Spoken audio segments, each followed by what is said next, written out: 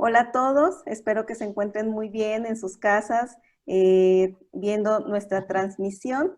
Estamos hoy aquí reunidos y muy contentos con tremendas personalidades para hablar sobre los zarapes nacionalistas y también sobre el zarape Saltillo. En esta ocasión, bueno, mi nombre es Edith Leija y voy a presentar a Marta que nos acompaña. Marta Turok Wallace es antropóloga mexicana con estudios en literatura y maestría en las universidades de Tufts, Harvard, UNAM y Universidad de California de Berkeley. De 1972 al 77 realizó investigaciones académicas en Chiapas sobre el simbolismo en el huipil ceremonial de Magdalenas Chiapas y la lana de Chamula Chiapas. Del 77 al 89 trabajó en varias instituciones federales como el INI, CONASUPO, Culturas Populares, regresando entre el 2002-2008 a trabajar en FONART.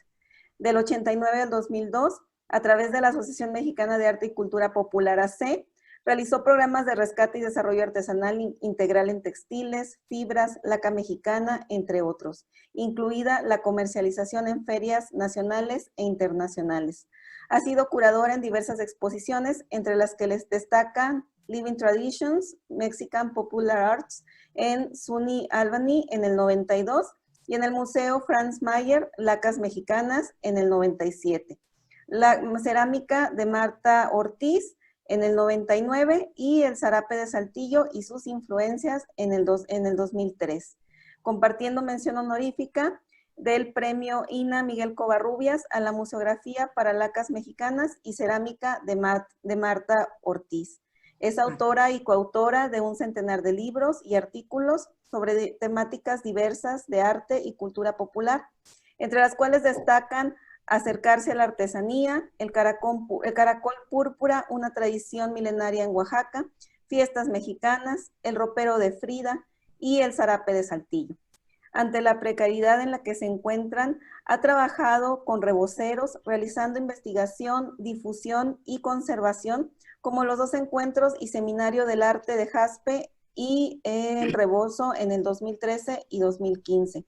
Actualmente es coordinadora general y curadora del Centro de Estudios de Arte Popular Ruth de Lechuga en el Museo Franz Mayer. Muchas gracias, Marta, por acompañarnos. Gracias, Edith. Hola. Yo quiero hablar del maestro Efrén Nava.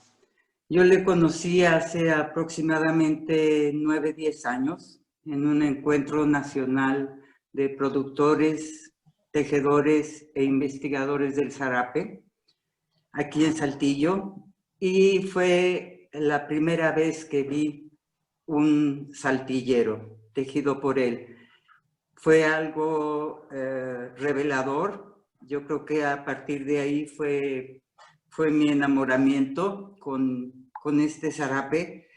Y bueno, el maestro Efrén Nava ha sido premiado y galardoneado varias veces. Él es de Gualupita, Estado de México, y es quien ha llegado, yo creo, a rescatar la técnica más precisa de los llamados saltillos. Yo creo que él nos podrá hablar de la técnica, que ha sido un rescate muy importante y sobre todo para Saltillo. Bienvenido, maestro Efrén. Gracias. Bueno, Claudia, tú que has estado a lo largo de esta gran travesía del rescate, de la investigación, de la adquisición, también de la colección que tenemos de los zarapes nacionalistas, me encantaría que llevaras el hilo de la charla junto con Marta, que pues bueno, fue una de las que inició esta colección, la investigó y nos ha apoyado a lo largo de años en el rescate y en el estudio del zarape y en especial pues del zarape Saltillo. que pues es un orgullo y es símbolo nacional. Y ahorita en el contexto de las fiestas patrias, creo que es muy pertinente recordarlo y hablar de él, y pues seguir rescatando y manteniendo esta bonita tradición y este bonito arte del textil saltillense. Así es, aproximadamente, ¿qué será, Marta? Unos 11 años, más o menos, que se adquirió la colección de zarapes nacionalistas. Se consiguió con el maestro, con el anticuario y coleccionista Meyer Schachter y Susan Page. Ellos están en la Galería Totonilco en Guanajuato, y fue como venimos a dar con esta colección, que es muy importante porque por su variedad y sobre todo cómo ha sido y ha estado presente siempre el zarape nacionalista en los diferentes momentos de México y de su historia. ¿Y quién mejor que Marta para platicarnos de ellos? Hola, pues muy buen día, porque estamos en este mes patrio que es tan importante en nuestro país, en nuestras vidas. Y yo quiero comentar que antes de que conociera yo a Claudia y de que se trabajara con esta colección de zarapes nacionalistas, pues desde los 1990s yo empecé a fijarme en el rebozo y el zarape como obras más mestizas que indígenas, y me empecé a preocupar porque dije, híjoles, nos hemos dedicado nuestras vidas a la artesanía indígena, al arte popular indígena, y resulta que lo que está en mayor riesgo es la práctica mestiza. ¿Por qué? Porque son de ámbitos más urbanos, y los papás lo que quieren es que sus hijos sean alguien en la vida, y lo pongo entrecomillado, y los animan a estudiar, no tanto a seguir en el oficio, y además pues implica una serie de adecuaciones, adaptaciones a nuevos mercados. Los mercados tradicionales de estas dos prendas estaban perdiendo. Entonces, justamente en el 2003 hago una gran exposición sobre el zarape en el Museo Franz Mayer, aprovechando una increíble colección del experto mundial del zarape de Saltillo. Pero bueno, el asunto es ¿por qué se vinculan el zarape y el rebozo? Resulta que son dos prendas emblemáticas, uno de hombre y el otro de mujer. Resulta que tienen nacimiento incierto, es decir, cómo nacen, cómo llegamos al rebozo y al zarape, es como un reflejo de la historia de México. Los dos tienen antecedentes prehispánicos, influencias todavía no perfectamente establecidas de Oriente o de Medio Oriente, en el caso del zarape y el norte de África, y también influencias europeas. Entonces, esto me llevó a decir, bueno, si están en riesgo, ¿qué podemos hacer? Entonces, una cosa es la investigación, ¿no? Meterte y buscar las fuentes y tratar de ir armando maestras increíbles como Tere Castelló Iturbide y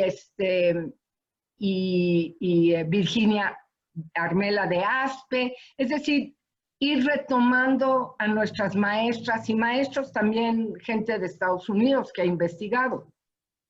¿Esto en qué desemboca? Bueno, que uno se va dando una idea de un probable origen, de cómo se va ajustando y adaptando, y por qué hoy en día se le llama de manera genérica zarape de Saltillo, ¿no? Entonces no voy a hablar mucho de la historia, si no se me van mis minutos. De alguna manera, tenemos bastante ubicado que hay un importante ingrediente tlaxcalteca. Y los tlaxcaltecas acompañan a los españoles en toda la conquista hacia el norte, pero también a Guatemala, porque hay una línea de zarapes en Guatemala que guardan los ingredientes, bueno, la estructura de diseño parecida a los de Nuevo México. Entonces es toda esta línea geográfica. Entonces tenemos una cuestión geográfica y tenemos una cuestión en el tiempo. 3 siglos, 4 siglos, o sea, esto nace con el proceso de conquista de todo este territorio que hoy sería México, el sur de suroeste de Estados Unidos y una ciudad de Guatemala. Ahora, ¿por qué estamos hoy hablando de zarapes nacionalistas? Bueno, evidentemente hay toda una historia del zarape como tal, catalogado en varios periodos. El clásico, no tenemos registro no tenemos evidencia física de zarapes previo a 1750. La palabra zarape parece ser que se desarrolla, que llega en Zacatecas, en las haciendas de Zacatecas, porque antes se llama fresada. Cuando estamos viendo y buscando orígenes del término de una prenda que se parece al zarape, encontramos fresada o frazada. Y por ahí del siglo XVIII, 1701, aparece la palabra zarape, que tiene un origen entre portugués y norafricano, no lo sabemos exactamente. Ahora, este zarape nacionalista evidentemente va a nacer a partir de la independencia de México. Y hemos encontrado con la colección que tenía Meyer, que tuve el privilegio de poder estudiarla y de alguna manera crear un contexto de cómo juegan y cómo se interpretan esos 3 colores y los símbolos patrios. Entonces, bueno, todos van a tener en algún momento dado lo que sería una bandera. ¿Qué es esta bandera? La bandera mexicana tiene 3 colores. Bueno, yo sé que parece obvio. El verde, el blanco y el colorado, o el colorado, el blanco y el verde. En 1821 se crea la primer bandera, que es la bandera trigarante, y en ese momento el rojo simboliza la unión, el verde simboliza la independencia y el blanco representa a la religión católica como la más representativa de del país México que se crea en ese momento. Hoy en día no han variado los colores, pero sí ha variado un poco el significado. Entonces, hoy en día el rojo es la sangre de los héroes, la sangre que han derramado los héroes de México, dado que han habido muchas intervenciones, especialmente en el 19. El verde es la esperanza y el blanco es la unidad nacional. Entonces, tenemos aquí 2 momentos. Hay una imagen que me encanta recrear, que es que el día que entra Agustín de Iturbide para la firma del Acuerdo de Paz en 1821, él está vestido de blanco, tiene una chaqueta beige, eso dicen las crónicas, y en su sombrero lleva 3 plumas, y una pluma es blanca, otra es roja y otra es verde. Y entonces ya estamos viendo cómo se van reforzando estos elementos visuales, de que ver estos 3 colores van a representar la bandera, van a representar a nuestro país. Y seguido de esto está el emblema del águila sobre el nopal, devorando una serpiente, que es el mito fundacional de México Tenochtitlan, es decir, el centro México, la Ciudad de México es el centro, es el corazón de este pujante país. Ahora, si nos ponemos a hablar de tipos de representación a través de zarapes, pues vamos a encontrar, yo encontré 5 tipos de representaciones. Uno son los zarapes bandera con el escudo. Es decir, es casi una reproducción de nuestra bandera. Y en este caso, las 3 franjas verticales en el orden acostumbrado, el verde a la izquierda, el blanco en medio y el rojo a la derecha. Encontramos algunos zarapes donde está invertido, es decir, como que el artesano ahí, y por ejemplo, zarape que estamos viendo sería otra categoría. A veces el zarape está vertical con el escudo, a veces el zarape está apaisado. Es más común que estén apaisados los zarapes, porque hay que pensar que te lo vas a poner sobre los hombros y te van a ver de espalda, ¿no? El zarape no es como el rebozo que nos envuelve, no es tan, la tela es más gruesa, ¿no? Es más rígida. Un segundo tipo de zarape son los bandera con un rombo tricolor. Y estos mantienen las franjas de la bandera y al centro se coloca un rombo concéntrico, que es que es uno de los elementos más característicos de los zarapes, tanto el rombo como el medallón. Un tercero sería, al revés, el zarape con escudo. El escudo es la parte más importante de ese zarape con diversos fondos. Y en este caso, sería un caso de un zarape de medallón con el escudo y el emblema. Ahora, hay varios tipos de emblemas, es decir, el escudo ha tenido cambios. Está el de la primera, el de Iturbide, que sería el primer imperio. Estarían los de Porfirio Díaz, que cambia 2 veces. Luego viene la revolución, viene la revolución, varía 2, 3 veces nuevamente. Entonces, muchas veces el escudo que viene representado a los investigadores nos da una clave de fechamiento, de cuándo se pudo haber hecho ese zarape, porque desafortunadamente hay muy poca documentación. Hay zarapes sin documentos y documentos sin zarapes. Entonces es un rompecabezas que siempre nos estamos ahí agarrando un poco el chongo los investigadores en buen plan de cómo enriquecer, cómo reconstruir la historia de estos maravillosos zarapes. Que está puesto ahorita es el más antiguo de la colección de zarapes, esta colección de zarapes nacionalistas. Es muy bello. Tiene toda una complejidad en el fondo que ya nos va a platicar Efrén maravillosamente, ¿no? Lo que implica. Y son diseños escalonados en 4, así que son así, así y los lados.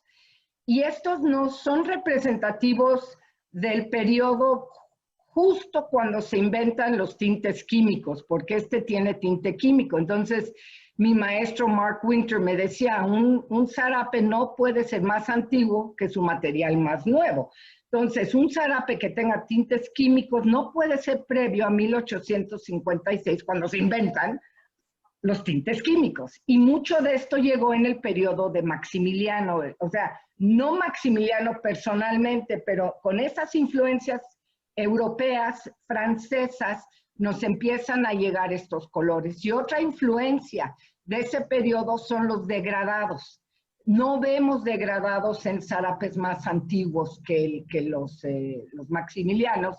Y aquí empezamos a ver este juego de colores, ¿no? Donde en este caso vas del amarillo al verde, al rojo, al naranja, al rojo, ¿no?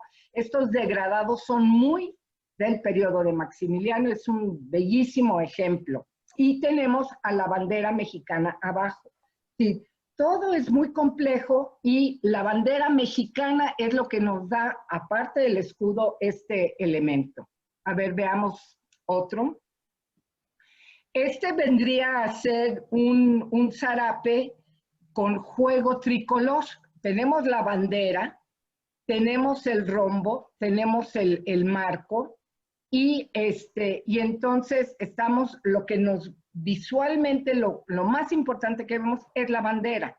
Y de ahí ya todos los elementos de decoración son degradados, son de este periodo probablemente hacia finales del siglo XIX.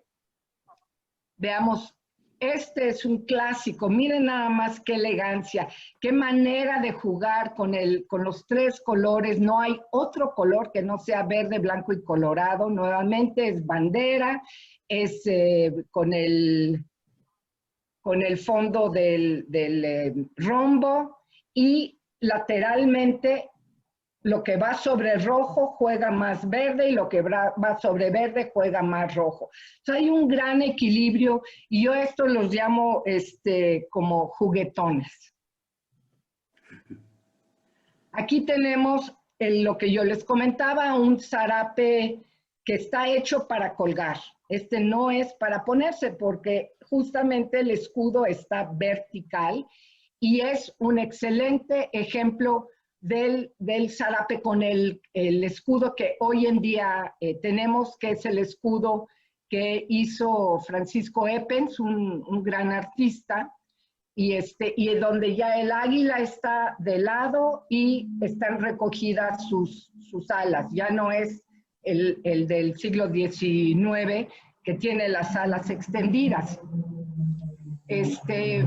Igual aquí tenemos otro bandera con el marco recortado y lo más importante es la belleza de esta águila, que es un águila del siglo XIX.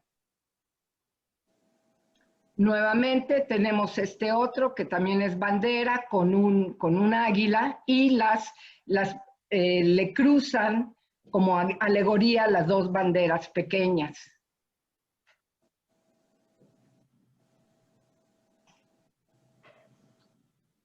Aquí tenemos un caso muy bonito al héroe de Consuelo, general Miguel M. Acosta.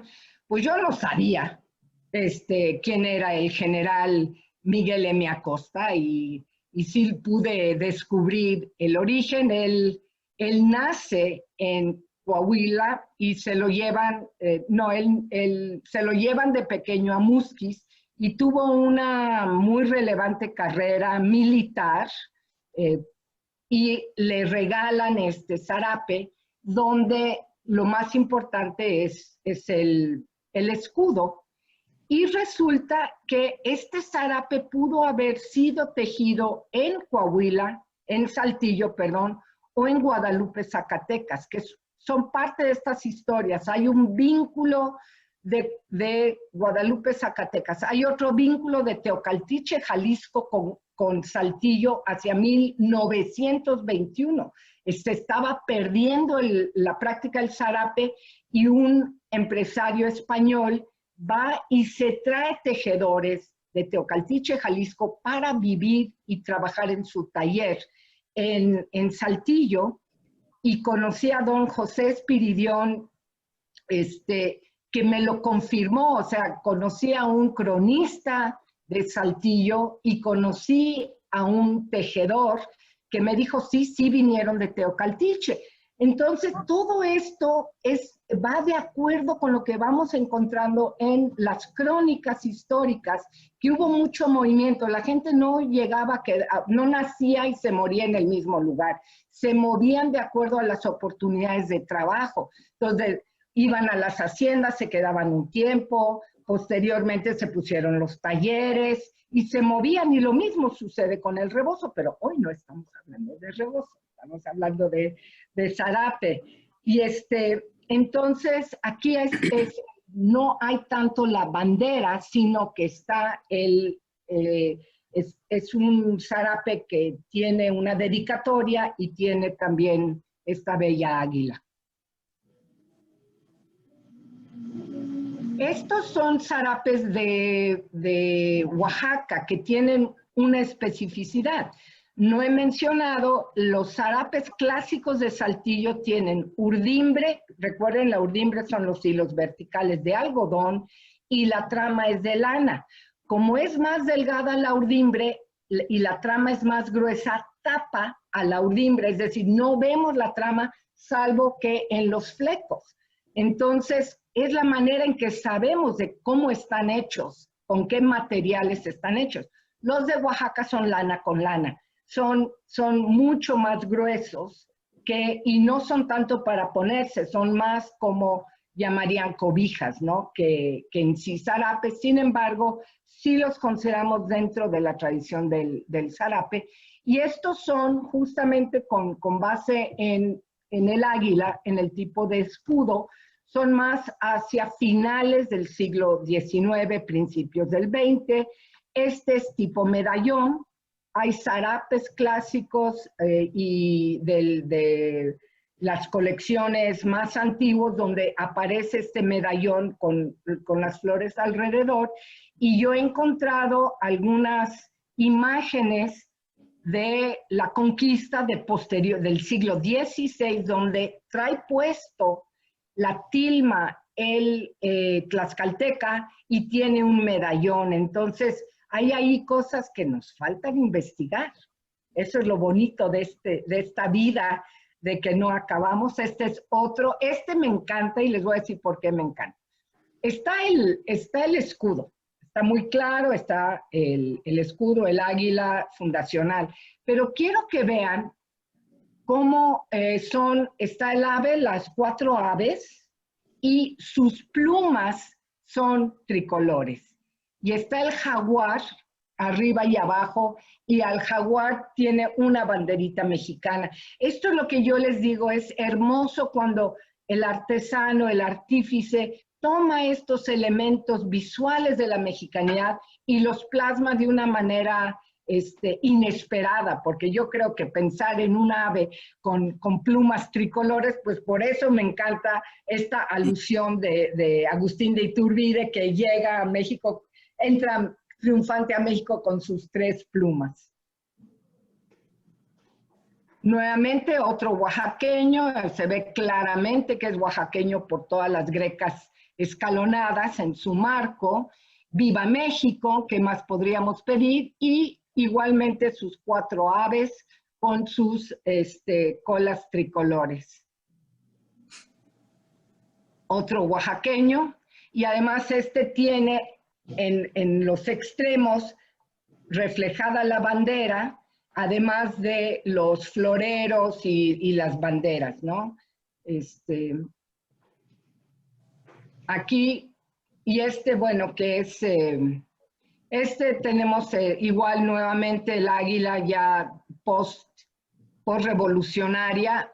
Hay una previa al de Eppens, una que hizo Jorge Enciso, que fue un gran investigador mexicano que hizo mucho trabajo con comunidades indígenas y que hizo un libro sobre sellos y diseños mexicanos, y yo creo que es de él, emblema.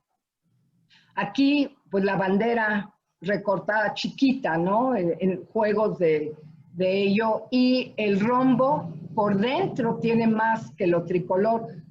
O sea, están jugando nuevamente con los degradados y le da mucha vida ese rombo a todo lo demás que es muy verde, blanco y colorado.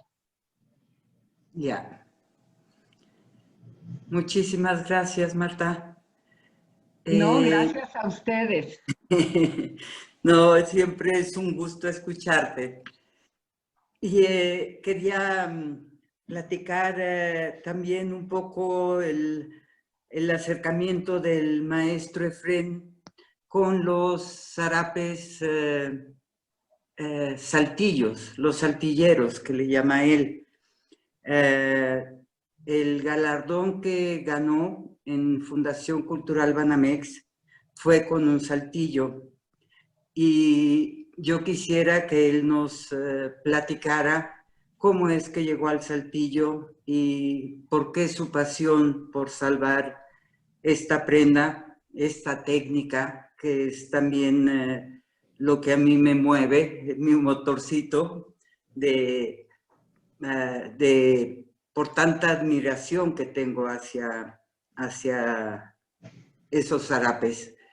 Entonces, yo creo que lo mejor sería que el maestro Efrén nos platicara su experiencia y también cómo llegó a decidirse a rescatar el zarape saltillero.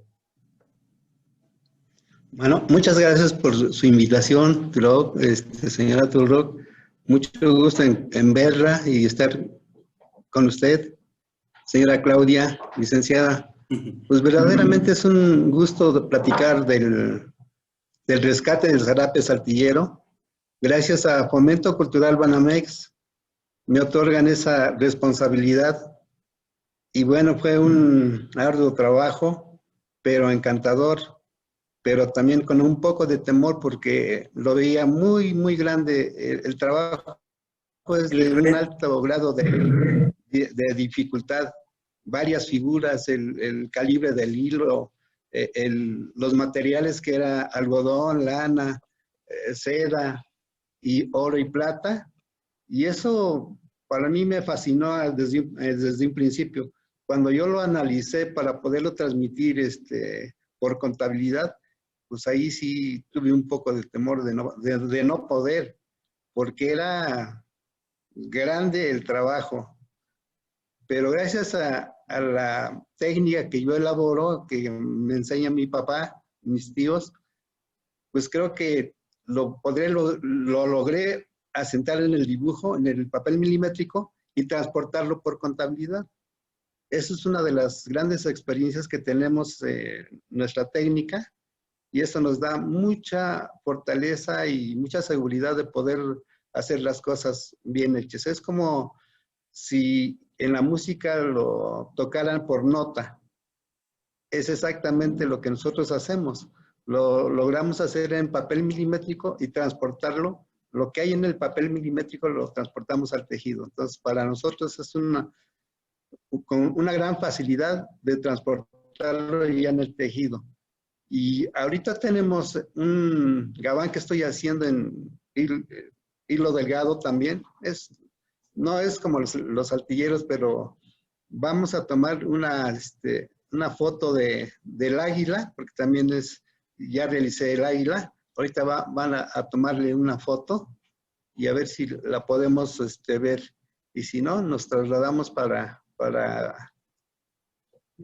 Ahí está otro nacionalista. ¿Ya está en pantalla? Sí. Sí. Sí, bien. Pues eso es lo que nosotros logramos hacer en papel milimétrico y transportarlo por contabilidad. Entonces realmente tenemos el gran chance de hacer las cosas y lograr hacer las cosas con una perfección más depurada que pintarlo en la tela o abajo en la urdimbre y hacer rellenos. No, aquí tenemos la oportunidad de cualquier rayita que logremos asentar en el papel milimétrico, registrarla en el tejido. Entonces creo que es algo muy, muy bonito y mucho más fácil de hacer las cosas. Podemos ahorita, si quieres quitar los cadejos, José o Toño, y que se vea el centro. ¿Sí ya lo están viendo? Sí. Sí, lo vemos. Sí. Es Sí, un centro que es la técnica del zarape saltillero. La técnica del zarape saltillero es una línea la más depurada en el textil, ya sea en el artesanal o industrial, es la más depurada y la más delineación perfecta que podemos encontrar. Y eso nos da chance de hacer muchas cosas con esa técnica. Tenemos que establecer, de intercalar nuevos diseños para poder tener más variantes del zarape saltillero. Recuerda que alguna vez le pregunté que más o menos cuántas figuras se hacían en el zarape saltillero. No son muchas, entonces tenemos que intercalar algunas variantes y hacerlo mucho más elegante. Y creo que eso es una de las oportunidades que tenemos para poder realizar más bonitos, seguramente intercalando muchas más figuras. Y creo que el calibre del material creo que es una gran responsabilidad también nosotros de cómo hacemos para decir 20 hilos por pulgada, 24, 30 o los que sea. El calibre nos va a decir cuántos hilos podemos realizar por pulgada. Creo que el material es muy importante de poder identificarlo perfectamente para poder realizar esas prendas que se hacían desde el siglo XVI, XVII y que se han perdido, pero que tenemos el gran chance de poder reencontrarnos con estos y nuevos elementos más, seguramente. Así es. Sí, maestro, bueno, precisamente al respecto, si podríamos platicar un poco de la importancia de la enseñanza, de llevar a otros estos conocimientos a jóvenes para que no se pierda un trabajo tan excelso y tan maravilloso como es también el rescate, también no solo del tejido, sino del tintoreo con productos naturales, que también fue una característica de los saltillos, ¿no? Bueno, es muy importante esa característica. Yo creo que es conjuntamente con instituciones y artesanos que se deba de cumplir. Si ustedes hacen el trabajo como institución y nosotros artesanos, creo que saldremos adelante. Sí, es cierto, es muy importante para mí que la técnica de saltillo, la técnica del gabán jaspeado que nosotros elaboramos aquí en Guadalupita, sea conocida por los demás artesanos. Preparar y precisamente para que no se pierdan esas técnicas y que vayan considerando que tenemos una gran responsabilidad, tanto artesanos como instituciones. Y creo que conjuntamente vamos a lograrlo. Creo que ya es hora de quitarnos algunos perjuicios y trabajar conjuntamente. Trabajar juntos, absolutamente, sí. Sí, por aquí tengo una muestra de el maestro Rubén Tamayo estuvo con usted por allá en Guadalupita y está haciendo las pruebas ya con la técnica que adquirió con usted, maestro. Es mire,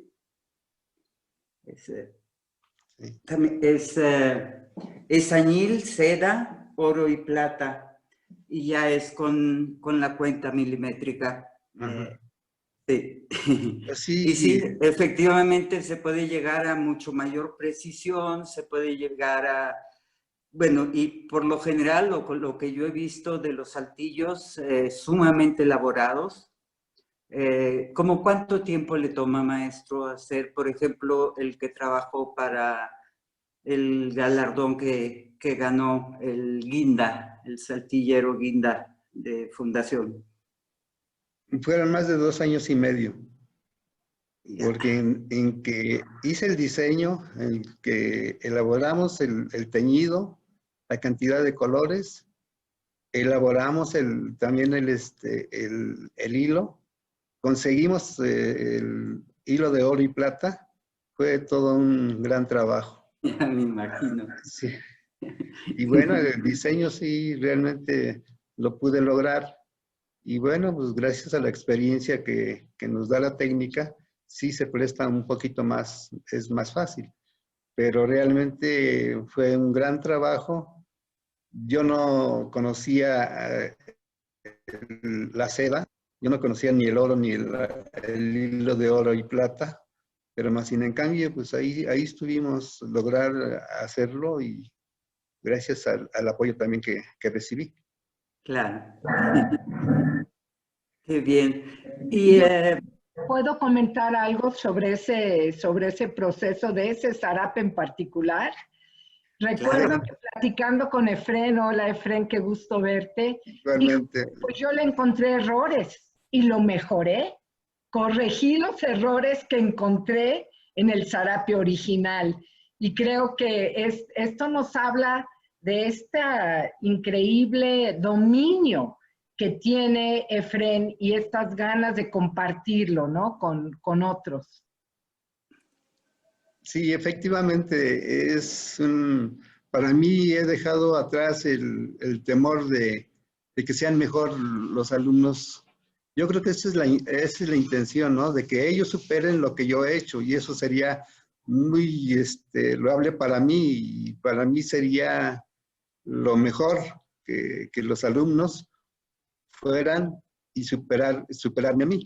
Desde luego que van a contar conmigo diciéndoles cómo es la técnica, por qué tenemos que utilizar tantos hilos por pulgada, el calibre, los materiales. Yo ahorita en este momento estoy utilizando un calibre de hilo de lana que le da al jorongo gabán una textura mucho más suave, con una caída formidable. Y entonces tiene una textura para ponérselo, y es una gran prenda de utilizar la urdimbre de lana. También tiene una elasticidad también bonita, bueno, todo es bonito. Desde luego que el algodón es más fuerte, Sí, pero también la lana tiene tiene sus ventajas, desde luego. Sí, efectivamente, cuando yo encuentro el diseño que tenía ciertas anomalidades en el diseño, tampoco quise hacerlo en 2 piezas. Dije, no, yo no quiero arriesgar mi trabajo. Yo quiero hacerlo en una pieza, y ahí ya no tenemos muchas fallas. Y efectivamente, lo hice en una sola pieza. Sí, porque anteriormente se unían las 2 franjas, ¿no? Y en la coincidencia en un trabajo tan elaborado, imagínate, no cualquiera lo hace. Sí, no, qué fantástico. Porque sí, también, maestro, hablando de capacitación, es triste, lo hemos platicado mucho también Marta y yo, de ver cómo se está acabando el zarape en México, cómo nos enteramos de que falleció el artesano de Teocaltiche y ya no se sigue, el zarape figurativo de Zacatecas, por ejemplo, que ya desapareció totalmente, el hilado de la lana artesanal también, ya son pocos. Coroneo, que estuvo con nosotros en el encuentro nacional, ahí ellos siguen produciendo la lana y hilando, pero calibres gruesos, no calibre fino para los saltillos. Entonces sí está en un peligro. Bueno, yo desde que me topé con el zarape, que ya son varios años, cuando hice una exposición de cierto oficio, y que conocí a los últimos tejedores de Saltillo, y que estuvo Marta acá, y estoy con don Jerónimo Luna Sandoval también, que fue quien continuaba tejiendo pero ya él tejía el fantasía, y tejían ya en acrilán. O sea, volvimos a la utilización de la lana, hemos vuelto a los tintes naturales. Hay todavía un proceso, un paso ahí en el proceso, que es el hilado, que todavía no lo tenemos afianzado, pero que está en los planes de seguir trabajando, y lo importante que es rescatar estas piezas. Y bueno, ¿qué más y qué máximo que el conteo que usted rescató? Si yo del conteo, lo que no ha dicho Efrén, y a lo mejor es un secreto que estoy contando, sino yo me acuerdo mucho que, ¿recuerdan ustedes el papel milimétrico? Porque ya no lo usamos mucho, ya no es algo que en la escuela lo conozcamos, pero el papel milimétrico tiene 5 rayitas y luego se enmarca con rayitas más gruesecitas. Y Efren, dinos, ¿qué fue lo que descubriste? No lo voy a decir yo, pero ¿qué fue lo que descubriste? ¿Cuál es la base del conteo?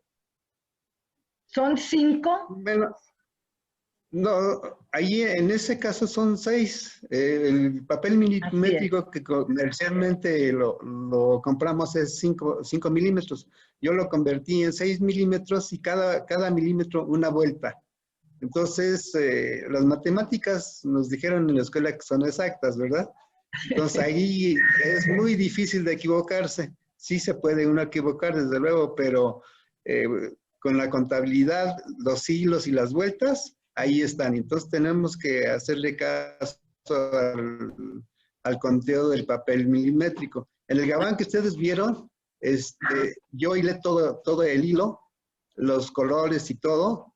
Es un calibre muy delgadito, que si no lo encontramos en la fábrica, bueno, pues yo lo puedo elaborar. ¿Cómo? Pues pidiéndolo en lana, en la cardadora, en pabilo, y yo separo los pabilos. Entonces utilizo el único pabilo y lo hilo al calibre que yo lo necesito. O sea, realmente podemos alcanzar con una buena lana, alcanzar hasta un peine 22, un peine 24 en lana, hilado por nosotros mismos. El artesano debe de conocer la materia prima, cómo elaborarla también. Si no está en el mercado, pues poderla elaborar, hilándola. La otra área es el diseño.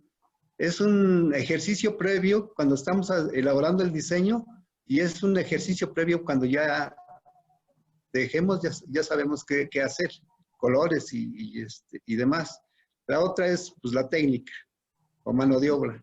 Y desde luego que tenemos que tener y contar con el implemento que es el telar, que es a donde vamos a realizar todos esos sueños que tenemos.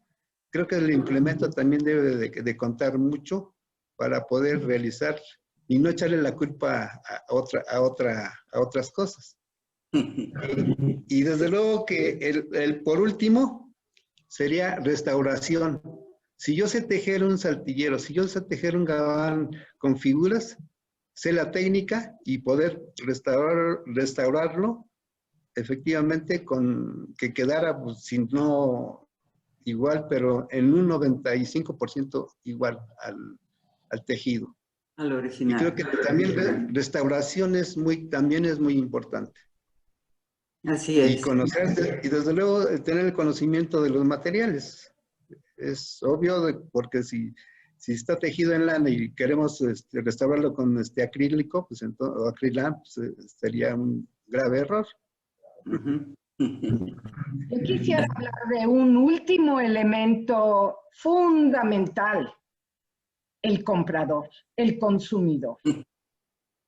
Porque sí, estos esfuerzos en Saltillo, el maestro Efren, en Oaxaca, en Contla, Tlaxcala, es decir, hay un movimiento para recuperar la grandeza de este tejido de tipo saltillero y necesitamos consumidores conscientes, consumidores que conozcan esto que Efren nos está platicando, ver las colecciones, la importancia de mostrar las colecciones, pero también decir, yo no sabía que esto requería tanto trabajo y quiero uno para mí, quiero uno en mi casa o en un museo. Entonces también yo quisiera hacer un llamado a nuestros escuchas de que volteen, vean y adquieran zarape, jorongo, como gusten, que lo usen como gusten. Sin embargo, sin este ingrediente, estos jóvenes que están volviendo a aprender, estos maestros que están haciendo este gran esfuerzo, instituciones, se van a quedar viéndolos y lo que queremos es que estén en buenas manos. Así es, y sobre todo reconocer el valor que tiene, sí, porque siempre el comentario es, ay no, está muy caro. No, no es caro, es costoso. Es costoso porque tiene muchísimo trabajo, porque tiene una historia, porque tiene el alma del tejedor, y el tejedor tiene un nombre, tiene una cara, es el artista. Entonces, valorar todo eso y reconocerlo, yo creo que es tan importante, como dices, Marta, que todo, porque finalmente, si el tejedor no puede vivir de su trabajo, pues va a pasar lo que pasó. De hecho, que se van a trabajar a la fábrica o prefieren trabajar, estudiar una carrera. Y bueno, yo creo que es importante pensar y ver que se puede vivir y maravillosamente tejiendo zarape, tejiendo el zarape. Y que volvamos a verlo fuera de los museos. Claro. Así es, como dicen, que la artesanía es una de las cosas que todo el mundo presume, pero pocos valoran, ¿no? Porque todos volvemos a ellos, todos estamos orgullosos de ellos, pero al momento de esto, de ser unos consumidores responsables, siempre pues recurrimos a este sistema de regateo o no querer pagar el precio que valen estas increíbles piezas. Y al respecto, tanto Marta como Efren, yo quiero aprovechar para preguntarles qué opinión les merece esta adaptación o en este concepto de neoartesanías en pro de la supervivencia de estas técnicas y la adaptación a nuevos usos o a nuevos objetos usando estas técnicas populares. Para mí es muy importante guardar un equilibrio. No es solo irnos sobre las nuevas propuestas, sino siempre tener el fiel de la balanza.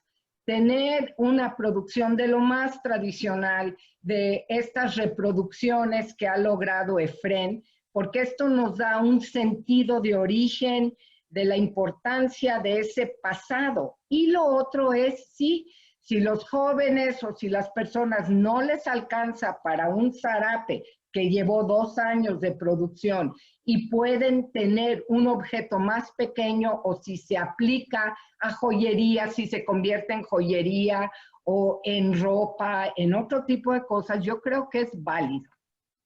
Y como bien acabas de decir, no al regateo. El regateo va contra la dignidad del productor. Hay un sentimiento, hay quien lo defiende, yo ya no lo defiendo. ¿Por qué? Porque como bien dijo Claudia, como bien dijo Efren, como dijiste tú, es un asunto de valoración. En esta cultura contemporánea en la que vivimos, yo encuentro que quienes siguen trabajando, tenemos 2 tipos de productores, el que lo hace por nacimiento y tradición y el que lo hace por vocación. Y yo veo un poco el futuro en estos jóvenes que están encontrando que sus manos son mágicas y tenemos que valorar las manos, no solo el tener una carrera para estar detrás de un escritorio. Entonces, todos estos elementos se conjugan en este proceso de valoración, Edith. Muchas gracias, maestro Efren. Yo creo que es el revalorar al artesano, que nosotros también nos sintamos comprometidos para que esto no se pierda. Creo que son nuestras raíces, nuestra cultura, y creo que tenemos que afianzarnos más para que esto no se pierda. Y creo que nosotros podemos tener tantas prendas, sean necesarias, comerciales o más finas. Yo creo que hay mercado nacional y extranjero. Creo que lo valoran más los extranjeros que el nacional. Pero creo que pues vamos a enfocarnos a donde se pueda vender, y yo creo que tendremos muy felices términos. Así es. Bueno, simplemente esta práctica que acabamos de hacer hoy me parece bastante rica, ya que pues yo sí creo totalmente que no se puede valorar, no se puede amar, no se puede defender lo que no se conoce. Entonces el hecho de estar hablando de esto, de los zarapes, de cómo, de su importancia tanto cultural, histórica, etcétera, entre otras cosas, pues nos ayudan a tomar conciencia y a poder precisamente eso, revalorar la riqueza que tenemos. Y nosotros estamos orgullosísimos de contar con esta, con esta parte, con su apoyo como investigadores, como productores, como artesanos, y de poder tener en Saltillo, en el estado, esta gran colección de zarapes nacionalistas, que también aprovecho porque quiero invitar a todos los que nos ven a que estén al pendiente de nuestras redes, ya que pronto subiremos la exposición de las fotografías de toda nuestra colección para que estén al pendiente, y pues un catálogo descargable también que estará en las próximas semanas, en donde pueden leer, estudiar y conocer un poquito más pues de esta gran tradición que es el zarape. ¿Algo más que tengas que agregar, Claudia? Sí, a propósito de lo que hablábamos anteriormente, yo lo que he constatado en estos nuevos usos del zarape o de la técnica del zarape, porque no es uso del zarape, sino la técnica. Yo he visto que cuando tienen trabajo les beneficia mucho practicar, les beneficia mucho el poder tener un pago inmediato por el trabajo que hacen. Y yo creo que es importante estimular eso, porque es en la medida que logran la sobrevivencia con ese medio que se van a interesar más profundamente. Perfecto. ¿Algo más que tengan que agregar? Marta o Efraín, bueno, ya sé que ustedes Pues acabamos. podríamos hablar horas y horas del zarape. Así es. No, bueno, ya empezó el desfile, los aviones del desfile, del no desfile militar. Entonces, nada más rápidamente, agradecerte, Edith, agradecer a Claudia. Un gusto, Efrén, verte, aunque sea a distancia. Espero que esta transmisión mueva conciencias, mueva bolsillos. Eso es lo que yo puedo decir y esperar. Así es. Maestro. Pues yo también estoy muy agradecido de volverlas a ver. Eso es un gusto de estar aquí con ustedes a distancia, pero es un gustazo. Yo creo que nos veremos muy pronto y estaremos trabajando conjuntamente. Ojalá. Gracias. Así será. Así lo sueño. Así No, lo sueño, maestro. muchas gracias a todos los que nos ven, y esperemos que estén al pendiente para conocer más de esta colección de zarapes nacionalistas. Agradecemos a todos, a los presentes, sobre todo por compartirnos un poquito de su gran conocimiento y de su tiempo. Y pues les pido que sigan al pendiente de nuestra programación, y seguimos online para ofrecer un sinnúmero de actividades para su recreación y para difusión y promoción de las artes. Muchas gracias.